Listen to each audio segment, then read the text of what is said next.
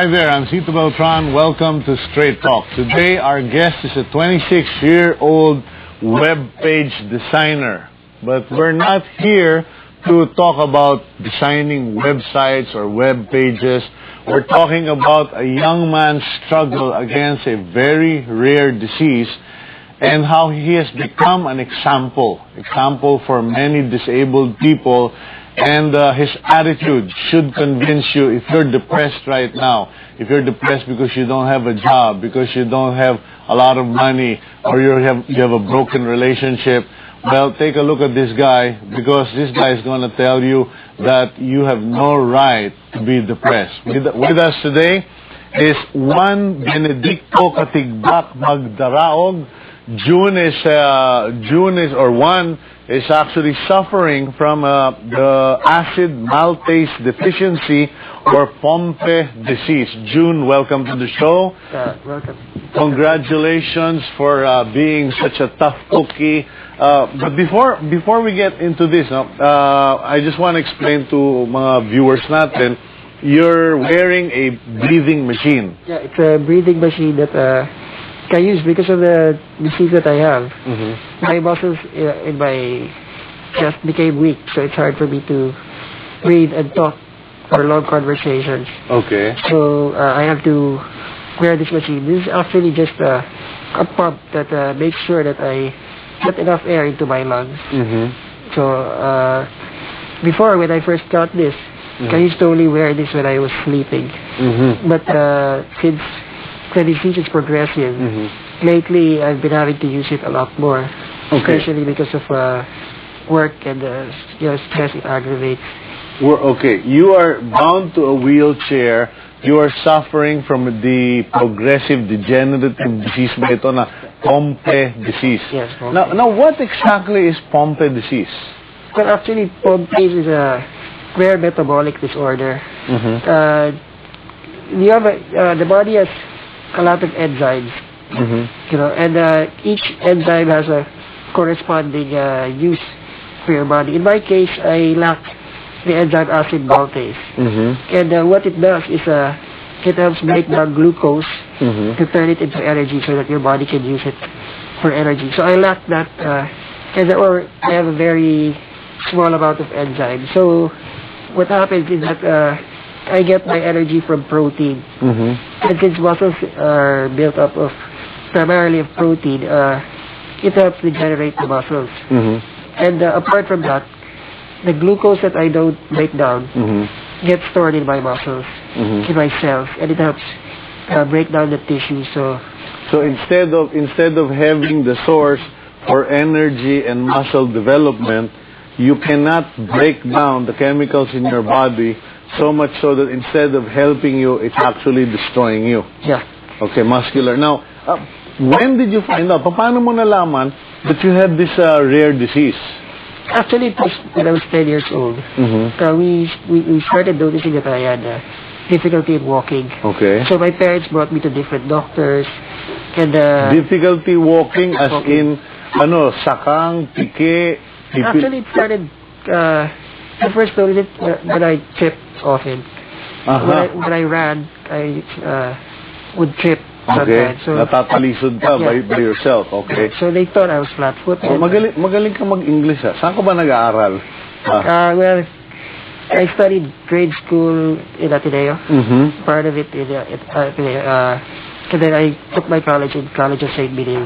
Okay, mabuti na lang, hindi ko sinabing Lasal ka agad, ano? Okay, but anyway, okay, you're very good in English now. You would often trip.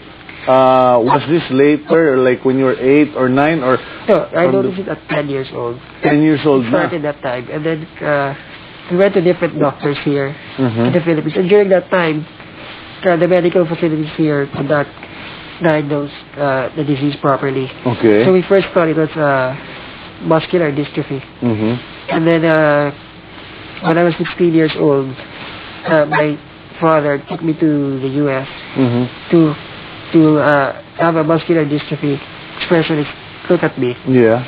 And they ran some tests, called me And they found out it was not muscular dystrophy, Mhm. but in fact it was Pompe's disease. Okay, now I'm familiar with muscular dystrophy because of the Jerry Lewis Muscular Dystrophy Foundation. But what is worse? Sinabi siya may muscular dystrophy ka, and then 6 years later you go to America and sabi, no, you don't have MD, you have Pompe disease. Which is worse? Actually, muscular dystrophy has a lot of types. There are some types that are not so bad, but there are some types that are also severe. Mm-hmm. In my case, Pompe's, they said during that time, I had a better chance with Pompe's because there was research going on about it. And so we just took it at that. But is it true that if you actually found out, or your parents found out now you had Pompe disease at 2 years old, your lifespan would have been very limited? Yes, that's true. The earlier you get Pompe's disease, the more severe it is.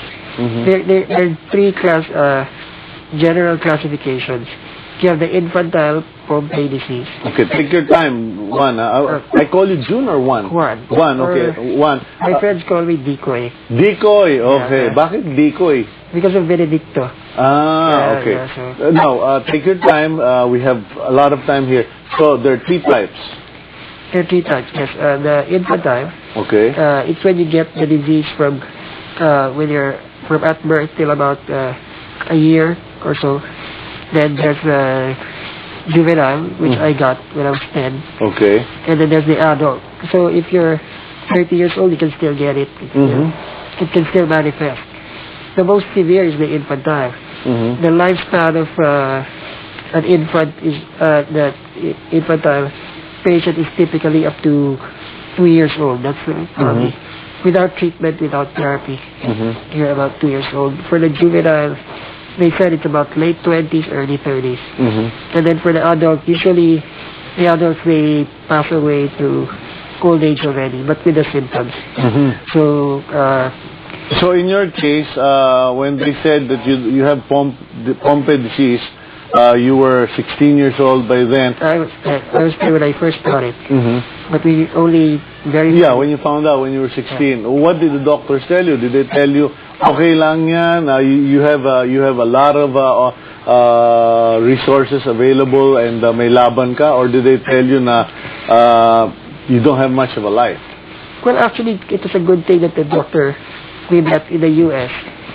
He was a very good doctor. He was a very positive doctor. And he said, we don't have a cure yet, but we're working on some therapies that will help you extend your life. And hopefully by the time the cure comes, you're still alive and you're still well enough to benefit from it. So it went on for several years. My dad researched and looked for doctors. And then he found a doctor in New York, Dr. Slonin. His specialty was treating Pompe patients. Okay. So he developed a diet, a therapy to help slow down the progression. So since my dad traveled a lot, he accumulated enough miles to get us to New York. So when I was 19 years old, at the height of my disease, I was very, very thin and very frail. At that time, I was 5'7", but I only weighed 60 pounds. 60 pounds. So literally skin and bones. Okay. So and then we were. But you were actually growing, or the height, yeah. Yeah, you were stretching out, but you weren't building up. I was building up, so I was really skin and bones. Okay. So